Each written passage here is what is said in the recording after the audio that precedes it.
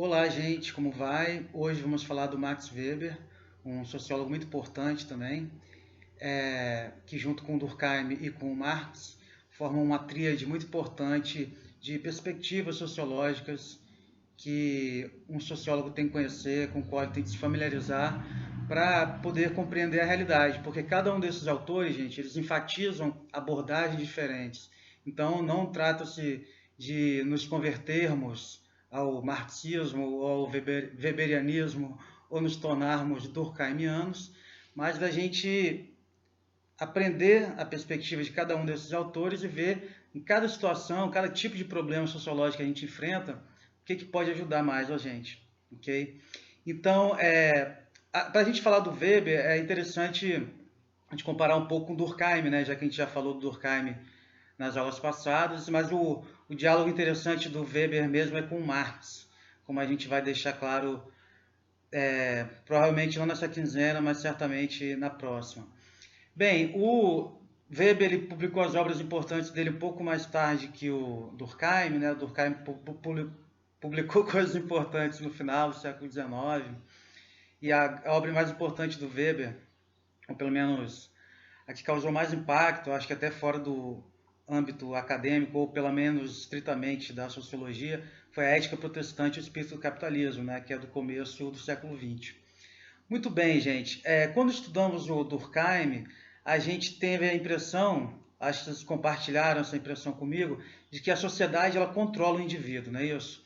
Os fatos sociais eles são externos, coercitivos, gerais, e eles formam, socializam o indivíduo, né?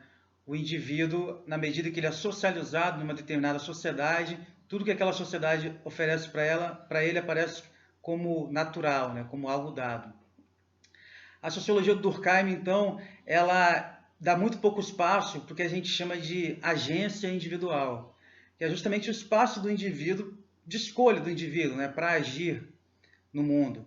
Então, é um problema que não é totalmente resolvido, gente, na sociologia, e acho que nunca vai ser, que é justamente do papel das estruturas sociais, né, da consciência coletiva, dos fatos sociais, como eles moldam o indivíduo, e também o espaço que o indivíduo tem para agir dentro desse mundo social que é anterior a ele, né? A gente nasce num mundo que já está pronto, mas a gente não pode também cair num determinismo social, né? Então, é, essa é uma primeira coisa para a gente prestar atenção, que já deve ter aparecido na leitura que vocês fizeram no livro didático. Mas para esse vídeo, estritamente aqui, vamos falar da metodologia do Weber. A gente viu que o Durkheim ele tinha uma preocupação muito grande com tratar os fatos sociais como coisas, né? Deixar os valores do observador de lado e descrever os fenômenos a partir das suas características objetivas, aquelas que independem da opinião do observador. Então ele vai buscar os modelos lá nas ciências naturais, né? Esse modelo de objetividade, que no caso dele significa basicamente a mesma coisa que neutralidade, né? Mais adiante a gente vai tentar mostrar que essas duas coisas não são exatamente sinônimos.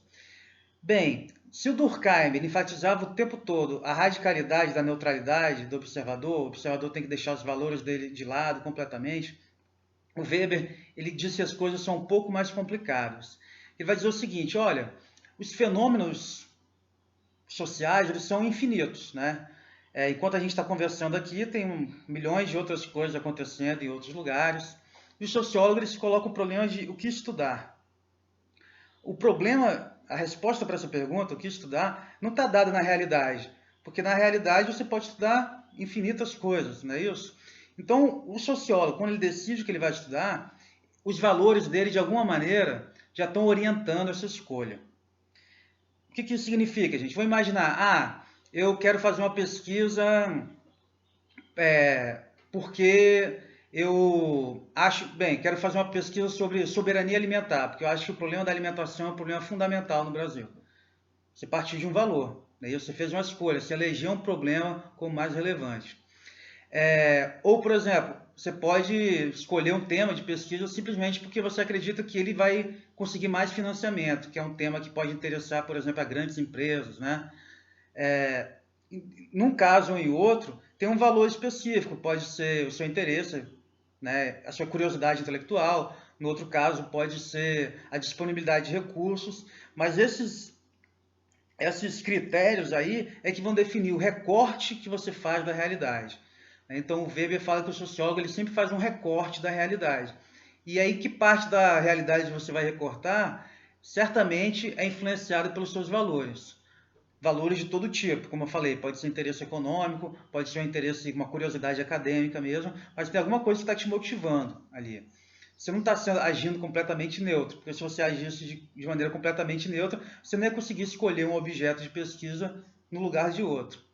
Agora, uma vez que você delineou o seu objeto de pesquisa, aí sim você tem um compromisso em descrevê-lo a partir das suas características objetivas e não a partir do seu ponto de vista pessoal. Então, por exemplo, o Weber ele foi descrever, a gente vai falar disso mais adiante, ele foi falar das diferenças entre o puritanismo calvinista, né, um segmento do cristianismo específico, e o outro segmento do cristianismo, que é o catolicismo, especialmente o catolicismo medieval.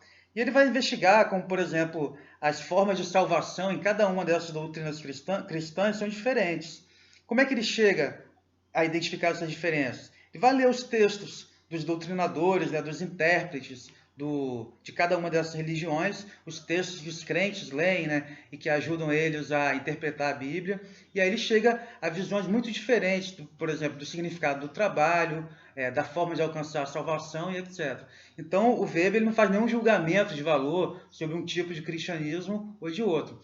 Ele descreve as características objetivas desse cristianismo, como cada um enxerga determinados temas, seja a salvação, por exemplo, ou seja o trabalho, e como isso afeta o sistema econômico, que é um problema que a gente vai discutir mais adiante. Então, diferente do Durkheim, que falava de uma neutralidade absoluta, o Weber vai dizer que não é possível ser completamente neutro, porque os valores sempre vão interferir no momento em que você decide o que estudar. Então não é possível ser neutro, mas você pode garantir a objetividade das ciências sociais se, uma vez determinado objeto de pesquisa, você se limite a descrevê-lo a partir daquelas características objetivas, ou seja, que podem ser descritas, né? Desculpa, características objetivas no sentido de que independem da sua opinião pessoal, né? Então você vai ler lá o que os intérpretes da Bíblia dizem, por exemplo, né? No exemplo que eu dei, e você vai fazer a sua comparação a partir do que eles estão dizendo de fato, né? E você não vai fazer nenhum julgamento de valor, não vai dizer que uma coisa é melhor que outra, e assim por diante. Ok? Então existe essa visão diferente aí. O Durkheim acha que neutralidade e objetividade são a mesma coisa, que você tem que ser radicalmente neutro e objetivo.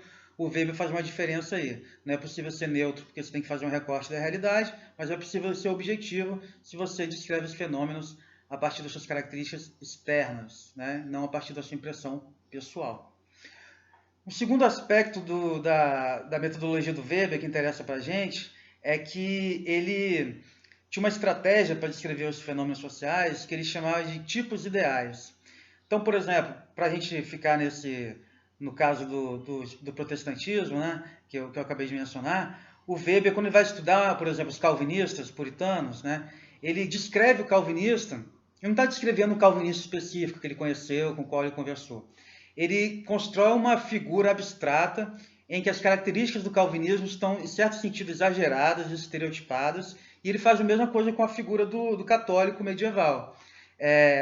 Se você, na realidade, nenhum católico é exatamente daquele jeito, nenhum calvinista é exatamente daquela maneira. Mas ele constrói esses tipos ideais que seriam, digamos assim, uma forma abstrata de representar coisas que estão na realidade, mas que ele concentra e apresenta de uma forma um pouco estereotipada, justamente para objetivos de contraste, mas ele deixa claro o tempo todo que isso, na realidade, as coisas são muito mais complexas e misturadas.